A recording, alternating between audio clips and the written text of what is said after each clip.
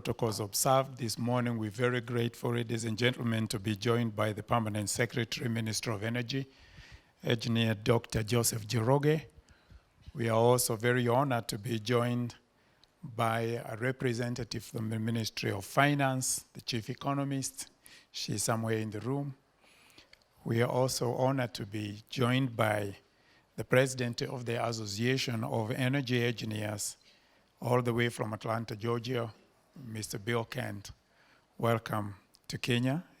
Bill is accompanied by the Director for International Programs, Mary Elise. She's in the back.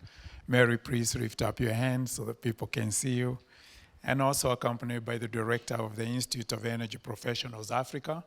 This is the body that is in charge for all certifications, examinations, and the rest. And Yolanda, she's way in the back there from South Africa. Ladies and gentlemen, allow me to this morning just thank you very much for finding time to come and attend this e-mobility conference. It is the first in this country, and you can take that to the bank that it's not going to be the last. This is a subject that's with us to stay, because as you've heard from the first two people that have spoken, it's an area of concern that must be addressed. I think finally, we have come to understand that we must do something about what's happening in the world, and the requirement for us to take action has become an emergency. We can no longer sit back and watch what we're doing destroy the planet and not do something about it. A few of you know me, I'm a Christian, and as an engineer, I've always found a crisis between my profession and believing in God. I do believe that He is almighty and He can do all things. And sometimes I wonder why He doesn't stop men from doing the things that they do, because they seem to be doing a lot of damage. But then I noted that there is a clear division of responsibilities, and I found it in the book of Psalms. In chapter 115, verse 16, it says, "The heavens belong to God, the earth He has given to the children of men." So you must be one of those children of men.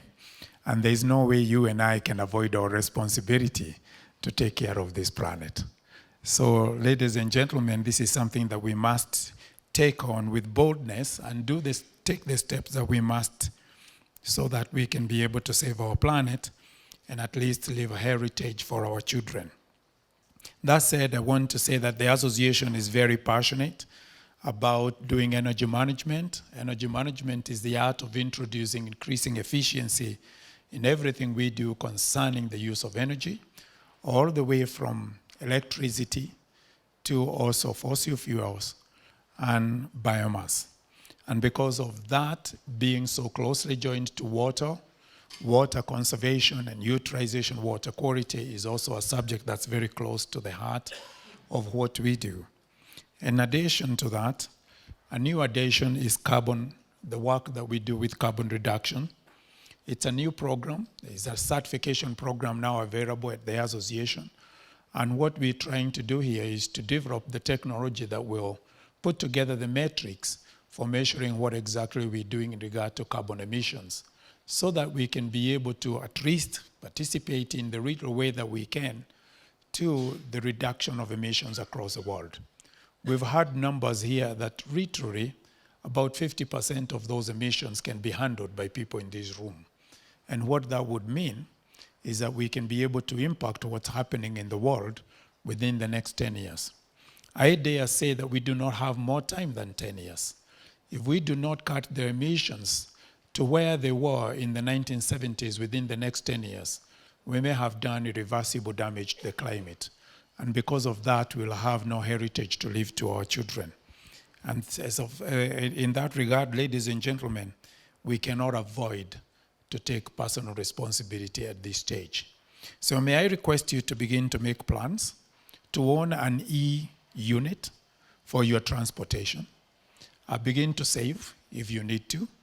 We're going to talk to Anthony here to make sure that the cost of batteries comes down from $20,000 to the range that you can afford. In any case, he doesn't have a choice either, because none of us has a choice. Begin to consider joining apps for sharing of transportation. I'm sure where you live, you can find somebody who can work on the same schedule as you do, in the same part of town that you do. So let's begin to take personal initiative in this. I don't want it to go on more. I'm with you the whole day. And we do not have the PS the whole day. So we want him to give his opening remarks. But before we go to the PS, I would like to welcome the president of the Association of Energy Engineers to do his keynote address. And then we'll move on. Ladies and gentlemen, let's give a loud of applause as Bill comes forward and does his presentation.